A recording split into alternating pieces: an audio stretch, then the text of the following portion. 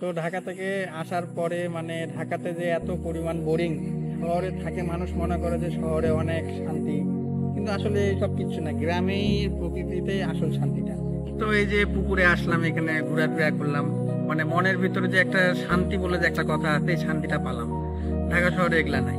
ঢাকা শহরে আছে অনেক প্লেস আছে, কিন্তু বাট এরকম মনোরম একটা পরিবেশ এরকম নাই। এটা পাওয়া যায় না। এটা পাওয়া যাবে না। দেখুন কত সুন্দর একটা বন, শালবন, আমাদের ঐতিহ্যবাহী একটা এলাকা নবাবগঞ্জের মধ্যে, কত সুন্দর একটা জায়গা। আসলে ছোটবেলায় দাদি বাসায় যাওয়া হতো, এরকম পরিবেশ অনেক মজা লাগতো, খেলতাম, বিভিন্ন ফ্রেন্ড সার্কেলরা ছিল।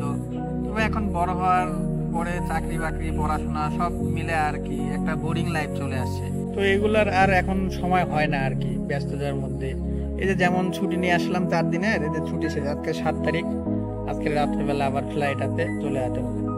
বেশি করে সময় নিয়ে আসবা এবার, তাহলে আর অনেক জায়গা আছে, সুন্দরভাবে ঘুরে দেখাবো, ঠিক আছে না? তা তো অবশ্যই, চিন্তা ভাবনা আছে যদি বিয়ে শাদী করে ভাবিকেও নিয়ে আসবো, ও এগুলা পরিবেশ ভালো পছন্দ করি। হ্যাঁ, তো ঠিক আছে।